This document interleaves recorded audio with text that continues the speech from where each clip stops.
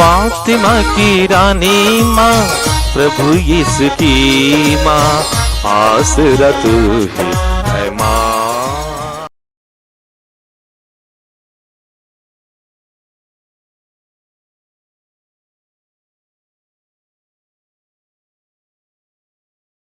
पहला पाठ नबी इसायास का ग्रंथ, अध्याय 26, पद संख्याएं 7 से 9, 12, 16 से 19 तक। धर्मी का मार्ग समतल है, तो धर्मी का पथ बराबर कर देता है।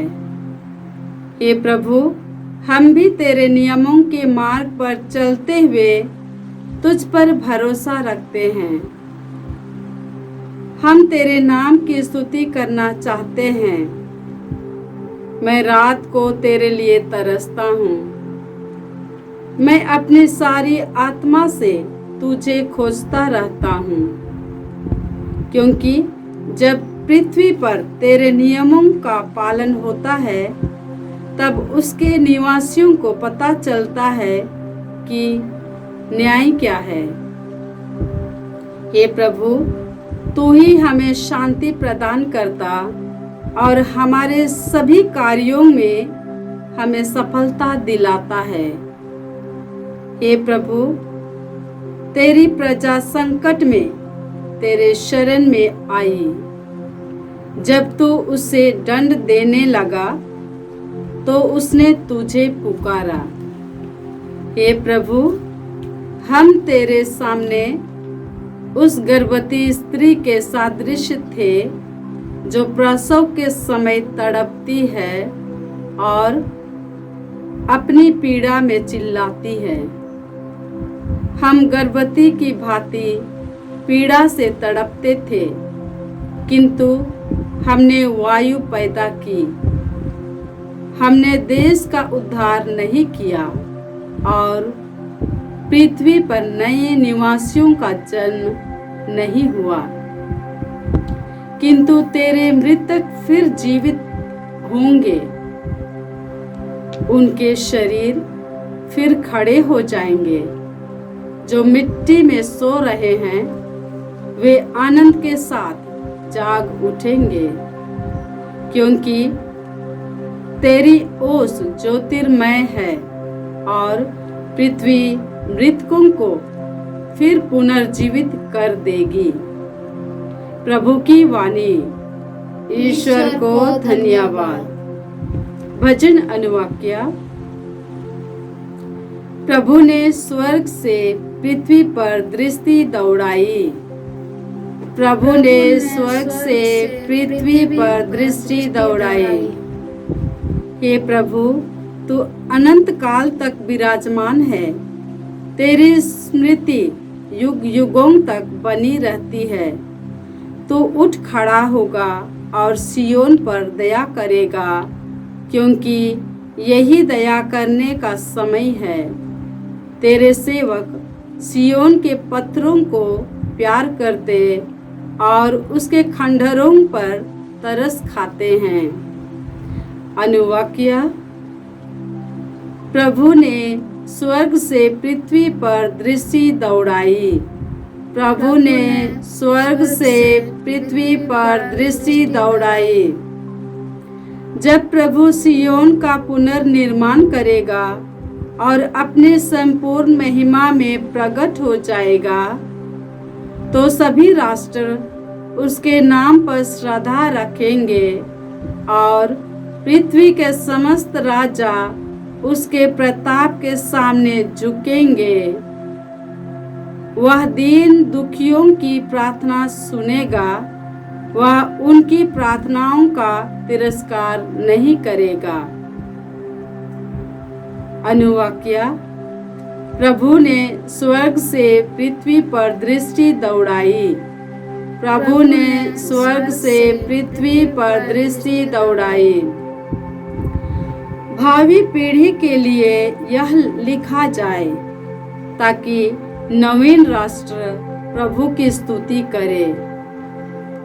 प्रभु ने अपने ऊंचे तथा पवित्र स्थान से झुककर देखा और स्वर्ग से पृथ्वी पर दृष्टि दौड़ाई, जिससे वह बंदियों की कराह सुने और मरने वालों को मुक्त कर दे।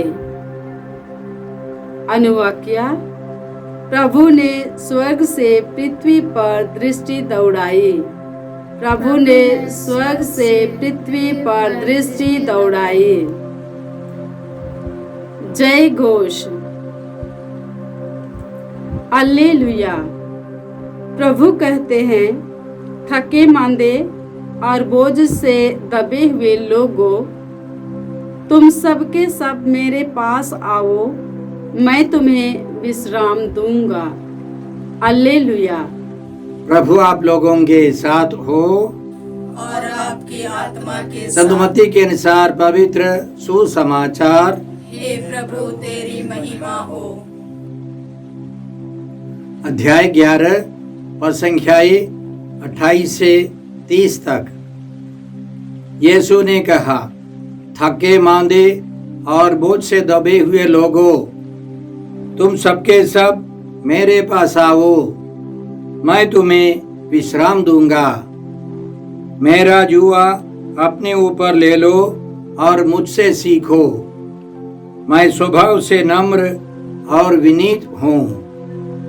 इस तरह तुम अपनी आत्मा के लिए शांति पाओगे, क्योंकि मेरा जुआ सहज है और मेरा बोझ हल्का। प्रभु का सुसमाचार। हे क्रिस्त तेरी स्तुति हो।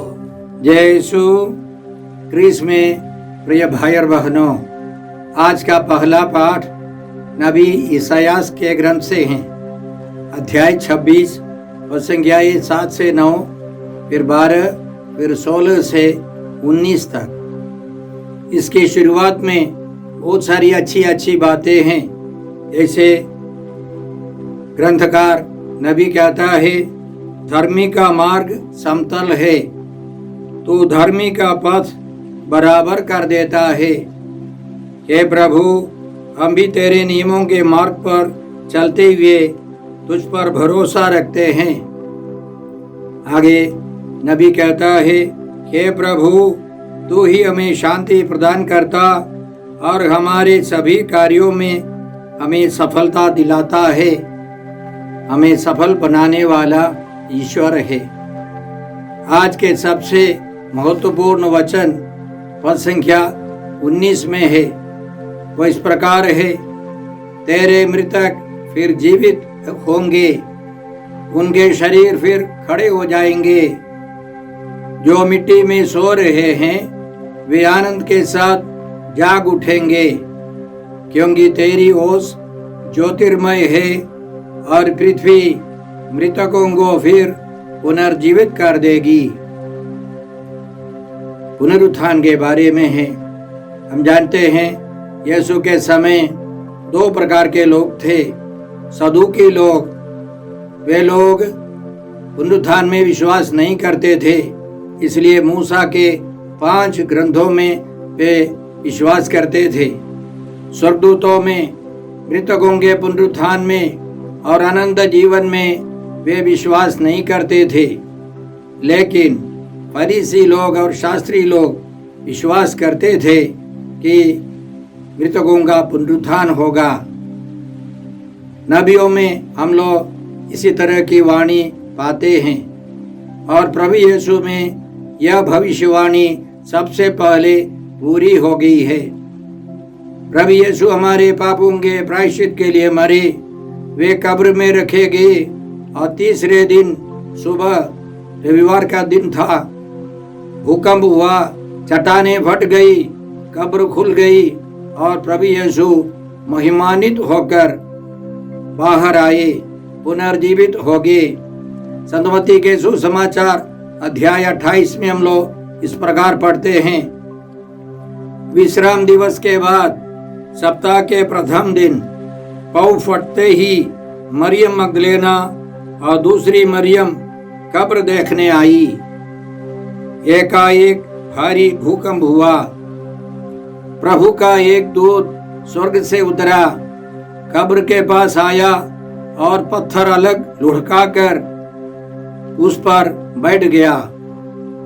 उसका मुखमंडल बिजली की तरह चमक रहा था और उसके वस्त्र हिम के समान उज्जवल थे।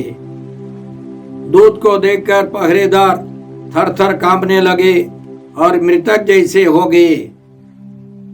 स्वर्गदूत ने स्त्रियों से कहा, डरिए नहीं, मैं जानता हूं कि आप लोग यीशु को ढूंढ रही हैं, जो क्रूस पर चढ़ाए गए थे। वे यहाँ नहीं है, वे जी उठे हैं, जैसा कि उन्होंने कहा था। वह आप लोगों से पहले गलीलिया जाएंगे, वहां आप लोग उनके दर्शन करेंगे। यही आप लोगों के लिए मेरा संदेश है। और संत मार्कुस अपने सुसमाचार में लिखते हैं कि प्रभु यीशु सप्ताह के प्रथम दिन जी उठे और उन्होंने मरियम मगदलेना को प्रथम बार दर्शन दिए। और इस प्रकार हम जानते हैं कि मृतकों में से सबसे पहले जी उठने वाले प्रभु यीशु हैं। उस समय तक मनुष्य का जो स्वभाव था, उस स्वभाव से आगे बढ़कर प्रभु यीशु ने यह दिखाया, उनका शरीर महिमान्वित हो गया। एक दूसरा स्वरूप धारण कर प्रभु यीशु प्रकट हो गए।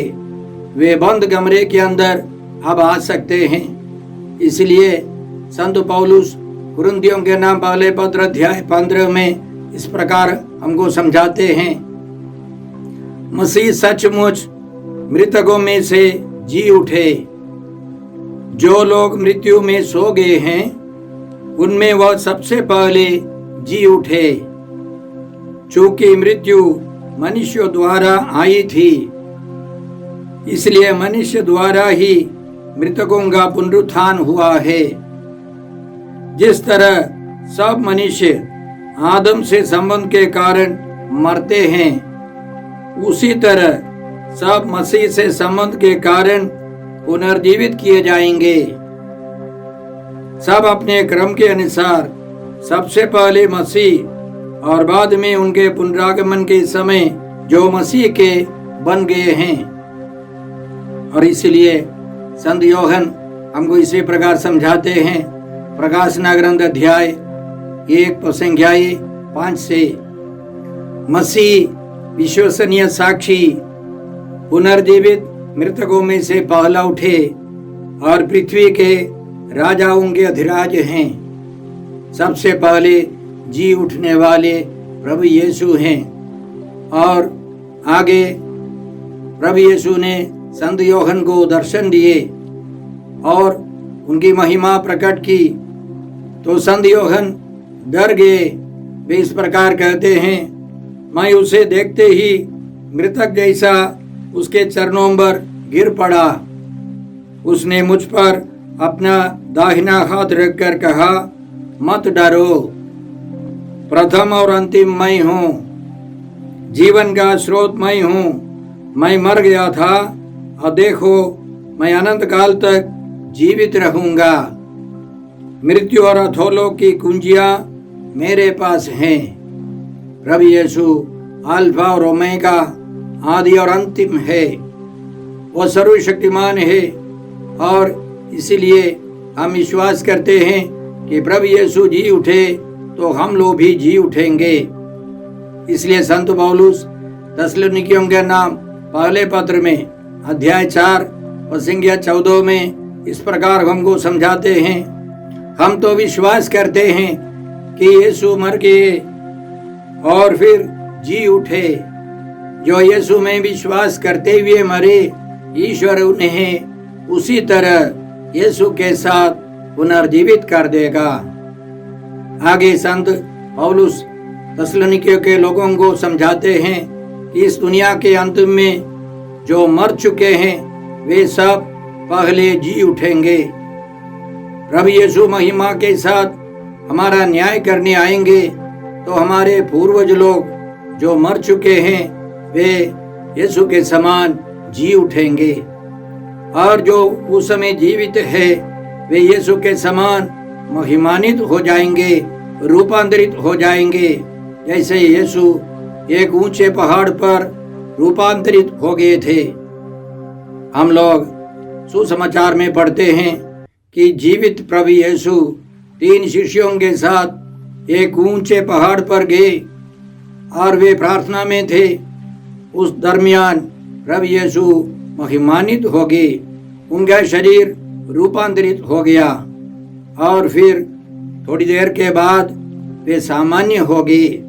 प्रभु यीशु यह दिखाना चाहते हैं, सिखाना चाहते हैं कि इस दुनिया के अंत में जब प्रभु यीशु आएंगे, जो जीवित है वे रूपांतरित हो जाएंगे और महिमा के साथ अपने पूर्वजों से मिलेंगे, फिर प्रभु यीशु से मिलेंगे और वे अनंत काल तक स्वर्ग में विराजमान होंगे। इसलिए हम लोग आज के पहले पाठ में जो भविष्यवाणी हुई मृतकों के पुनरुत्थान के बारे में, उसके लिए हम धन्यवाद देते हैं। पिता ईश्वर की महान योजनाओं के लिए धन्यवाद देते हैं। प्रभु यीशु पहले जी उठने वाले हैं, तो हम भी उनके समान जी उठने वाले हैं। इसलिए हम बड़ी भक्ति से, उत्साह के साथ तैयारी करते हैं। हमारे जीवन के बाद इस दुनिया के अंत में पूरे व्यक्तित्व के साथ, महिमान्वित शरीर के साथ हम लोग अनंत जीवन में प्रवेश करेंगे। इसलिए हम जागते रहते हैं, तैयारी के साथ प्रतीक्षा करते रहते हैं।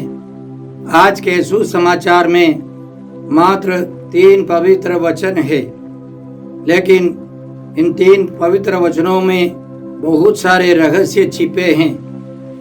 सबसे पहले प्रभु यीशु हमको बुलाते हैं, अपने पास बुलाते हैं। थके मांदे और बोझ से दबे हुए लोगों, तुम सबके सब मेरे पास आओ, मैं तुम्हें विश्राम दूंगा।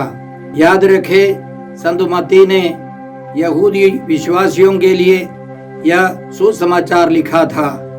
सुनने वाले यहूदी विश्वासी आसानी से समझ लेते थे, क्योंकि इसी तरह की वाणी पुराने व्यवस्थान में है। प्रज्ञा ग्रंथ में, प्रवक्ता ग्रंथ में प्रज्ञा पुकारती है। ग्रंथकार प्रज्ञा की खोज में है और उसे प्रज्ञा मिली है। आज के सुसमाचार के पहले संत मत्ती के सुसमाचार अध्याय 11 पद संख्या 19 में प्रभु यीशु ने इस प्रकार कहा था, प्रज्ञा परिणामों द्वारा सही प्रमाणित हुई है। प्रज्ञा यीशु है, ईश्वर का अनंत वचन, ईश्वर की अनंत प्रज्ञा वह यीशु है। परिणामों द्वारा यीशु ने सही प्रमाणित किया है। यीशु ईश्वर है, यीशु महान है, सर्वशक्तिमान है और वही यीशु हम सबों को पुकारते हैं पुराने व्यवस्थान की प्रज्ञा के अनुसार। प्रवक्ता ग्रंथ अध्याय 51 पद संख्या 31 से हम लोग इस प्रकार पाते हैं, तुम जो अशिक्षित हो मेरे पास आओ और शिक्षा के घर में एकत्र हो जाओ। देर क्यों करते हो, जबकि तुम्हारी आत्माएं उसके लिए तरस रही हैं। मैं मुंह खोलकर बोलता हूँ, मुफ्त में प्रज्ञा प्राप्त करो। और वही प्रज्ञा, ईश्वर की प्रज्ञा, प्रभु यीशु हम सबों को, थके मांदे और बोझ से दबे हुए लोगों को अपने पास बुलाते हैं और प्रभु यीशु वादा करते हैं, मैं तुम्हें विश्राम दूंगा। न केवल शरीर के लिए विश्राम, आत्मा के लिए भी, पूरे व्यक्तित्व के लिए विश्राम देने वाले प्रभु यीशु हैं। प्रवक्ता ग्रंथ में हम लोग आगे इस प्रकार पढ़ते हैं, तुम जुए के नीचे गर्दन झुकाओ, तुम्हारा हृदय शिक्षा ग्रहण करे, क्योंकि वह तुम्हारे लिए प्रस्तुत है। तुम अपनी आंखों से देख सकते हो कि मुझे उसके लिए कम परिश्रम करना पड़ा और मुझे बहुत शांति मिली। प्रभु यीशु भी शांति वादा करते हैं। एफेसियों का नाम पत्र अध्याय 2 में संत पौलुस हमको समझाते हैं मसीह ही हमारी शांति है। यदि हम प्रभु यीशु के पास जाएंगे हम उनको पाएंगे। केवल एक मानसिक अवस्था नहीं, पूरे व्यक्तित्व को, पूरे व्यक्ति यीशु को हम प्राप्त कर सकते हैं। आगे प्रवक्ता ग्रंथ के कर्ता इस प्रकार हमको समझाते हैं, शिक्षा ग्रहण करो, तुम उसके द्वारा बहुत चांदी और सोना प्राप्त करोगे। तुम प्रभु की दया के कारण आनंद मनाओ और उसकी स्तुति करने में लज्जा का अनुभव मत करो। समय समाप्त होने से पहले अपना कार्य पूरा करो और समय आने पर प्रभु तुमको पुरस्कार प्रदान करेगा। इन वचनों से ग्रंथकार यह किताब समाप्त करते हैं। हम प्रभु यीशु को धन्यवाद देते हैं। प्रभु ही ईश्वर की प्रज्ञा है। प्रज्ञा ग्रंथ अध्याय 6 संज्ञाएं 12 से हम लोग इस प्रकार पाते हैं, प्रज्ञा देदीप्यमान है, वह कभी मलिन नहीं होती। जो लोग उसे प्यार करते हैं वे उसे सहज ही पहचानते हैं। जो उसे खोजते हैं वे उसे प्राप्त कर लेते हैं। जो उसे चाहते हैं वह स्वयं आकर उन्हें अपना परिचय देती है। जो उसे खोजने के लिए बड़े सवेरे उठते हैं उन्हें परिश्रम नहीं करना पड़ेगा। वे उसे अपने द्वार के सामने बैठा हुआ पाएंगे। प्रभु की खोज में लगे रहने वालों के पास प्रभु स्वयं आएंगे। हम जरूर प्रभु से मिलेंगे। हम पिता ईश्वर को धन्यवाद देते हैं क्योंकि पुराने व्यवस्थान की वह प्रज्ञा मनुष्य के रूप में, प्रभु यीशु के रूप में प्रकट हो गए हैं। आज के सुसमाचार में प्रभु यीशु यह भी कहते हैं, मेरा जुआ अपने ऊपर ले लो और मुझसे सीखो, मैं स्वभाव से नम्र और विनीत हूँ। मैंने अपने गुरु एक पुरोहित का साक्ष्य सुना है। पुरोहित बनने के पहले उनके रेक्टर ने बुलाकर उनको बताया, आप पुरोहित नहीं बन सकते हैं, आपको अनुमति नहीं है। यह सुनकर बहुत डर गए, उदास निराश हो गए और वे सो नहीं सकते थे। वे पागल जैसे हो गए। तो उनके रेक्टर ने उनको बुलाकर कहा, आप अपने आध्यात्मिक गुरु के पास जाइए, आपको शांति मिलेगी। वे अपने गुरु के पास गए और उनके गुरु व्यस्त थे, इसलिए उन्होंने उनको समझाया, आप चर्च में जाइए, बाइबल खोल करके पढ़ते रहिए, प्रभु यीशु आपको रास्ता दिखाएंगे। उनके कहने के अनुसार वे पुरोहित चर्च गए। उन्होंने एक बाइबल ले ली और बाइबल का पन्ना उलटते पलटते रहे। अंतिम में उन्होंने यह वचन देखा, मेरा जुआ अपने ऊपर ले लो और मुझसे सीखो। अचानक उनके मन में यह विचार आया, अभी तक मैं सोच रहा था मेरा कष्ट, मेरा दुख, ये सब, यह जुआ जो है वह रेक्टर ने दिया है। सेमिनारी के रेक्टर के कारण मेरे जीवन में यह संकट है। अब उनका विचार बदलने लगा, यह जुआ प्रभु यीशु का जुआ है। उस पुरोहित को शांति मिलने लगी और उसी रात वे चैन की नींद सो सके। और कुछ दिनों के बाद उनके आध्यात्मिक गुरु ने बताया, आपको शांति मिली है, आप लौट जाइए। वे सेमिनारी लौट गए और अन्य पुरोहितों के साथ वे भी पुरोहित बने। साथ साथ प्रभु ने एक वरदान दिया, कोई भी उनके पास जाए दुख कष्ट लेकर, बाइबल से कोई अच्छा वचन दिखा करके, सांत्वना देने वाला वचन दिखाकर वे काउंसलिंग करने लगे। लोगों को सांत्वना देने लगे और सैकड़ों हजारों लोग उनके पास आने लगे। उन्होंने मुझसे कहा कि प्रभु ने मुझे उस कष्ट के द्वारा, उस समझ के द्वारा एक बहुत बड़ा वरदान दिया है, दूसरों को सांत्वना देने के लिए, पवित्र वचन देकर सांत्वना देने के लिए। भाई और बहनों, हमारे जीवन में जो कष्ट आता है, समस्याएं आती है, प्रभु यीशु का कहना है, मेरा जुआ अपने ऊपर ले लो और मुझसे सीखो, मैं स्वभाव से नम्र और विनीत हूँ। इस प्रकार तुम अपनी आत्मा के लिए शांति पाओगे। तो आइए हम प्रभु को धन्यवाद देते हैं उनकी बुलाहट के लिए, उनके अपने जीवन, जो प्रज्ञा, ईश्वर की प्रज्ञा हमारे सामने अवतरित होकर प्रकट हुई है, वह यीशु है। हम उनके पास जाए, उनसे शांति पाए, शक्ति पाए।